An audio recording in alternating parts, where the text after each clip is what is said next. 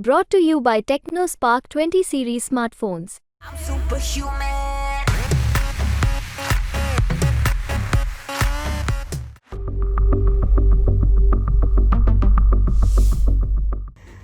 पाकिस्तान ने पहले भारत के साथ व्यापार करने की बात कहकर चीन तक हड़कंप मचा दिया था, लेकिन अब वही पाकिस्तान अपने बयान से पलटी मार गया और फिर से देने लगा धारा 370 की दुहाई और कहने लगा हम नहीं करेंगे भारत के साथ व्यापार।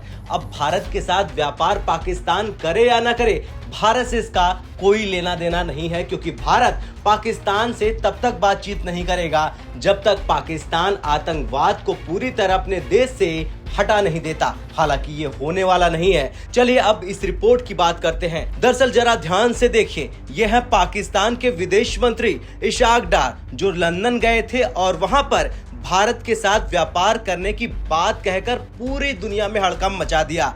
लेकिन अब जैसे ही वो घर आए, यानी पाकिस्तान में जहां दिन रात बम फटते हैं, वहां आते ही उनको घेर लिया गया। और फिर क्या था, उसके कुछ देर बाद पाकिस्तानी विदेश मंत्रालय के स्पोक्स पर्सन यानी मुमताज जहरा बलोच का बड़ा बयान सामने आता है, जिसमें वो कहती है कि 2019 के बाद से पाकिस्तान भारत व्यापार संबंध अस्तित्व विहीन है, जब भारत ने अवैध रूप से जम्मू और कश्मीर में अवैध कदम उठाए थे। इस पर पाकिस्तान की स्थिति में कोई बदलाव नहीं हुआ है। भारत के साथ फिर से व्यापार शुरू करने की उसकी कोई योजना नहीं है। अब पाकिस्तान के इस बयान को समझे तो पाकिस्तान का कहना है कि भारत ने अवैध रूप से जम्मू और कश्मीर में अवैध कदम उठाए हैं। अब जरा पाकिस्तान को यह समझ लेना चाहिए कि जम्मू कश्मीर भारत का अभिन्न अंग है। भारत जो चाहे वो कदम जम्मू कश्मीर में उठा सकता है। पाकिस्तान को अपने घर पर ध्यान देना चाहिए। अब आपने देखा कि किस तरह से पाकिस्तान के विदेश मंत्रालय ने पलटी मारी अपने बयान से और बता दिया कि वो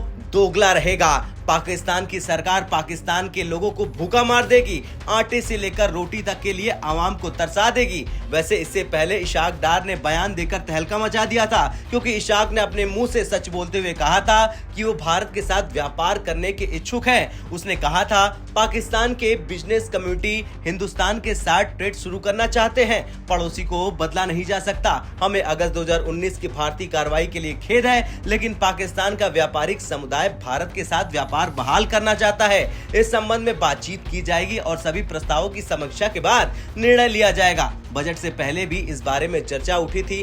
सिंगापुर के माध्यम से ट्रेड करना मुश्किल होता है, ट्रांसपोर्टिंग का कॉस्ट अतिरिक्त लग जाता है और इसलिए इस बारे में बैठक की जाएगी और देखा जाएगा कि अर्थव्यवस्था को बूस्ट देने के लिए जो ट्रेड है उसका क्या कर सकते हैं। मैं इसका जवाब अभी हाँ या ना में नहीं दे सकता, क्योंकि कंसल्टेशन की जरूरत है। पाकिस्तान में आर्थिक और राजनीतिक संकट के बीच 8 फरवरी को चुनाव हुए थे। चुनाव में धांधली के भी आरोप लगे। तमाम जद्दोजहद के बाद शहबाज शरीफ प्रधानमंत्री बने। उन्होंने अपने भाषण में तमाम पड़ोसी मुल्कों से अच्छे संबंध कायम करने की बात कही थी। उन्होंने भारत के साथ संबंधों का जिक्र किया और अगस्त 2019 में धारा 370 खत्म किए जाने का विरोध भी किया था।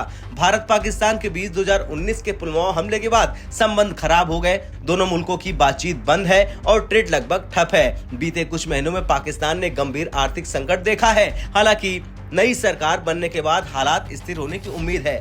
खैर, अब इस बयान से पाकिस्तान पलट गया है। देखना तो ये होगा कि क्या अब इशाक डार, जो कि नवाज शरीफ के समधी है, उसकी कुर्सी जाएगी भारत से व्यापार करने के नाम पर, और क्या पाकिस्तान अपने लोगों को रोटी कपड़ा मकान के लिए तरसा देगा और सिर्फ आतंकियों के हथियार खरीदने के लिए व्यापार करेगा।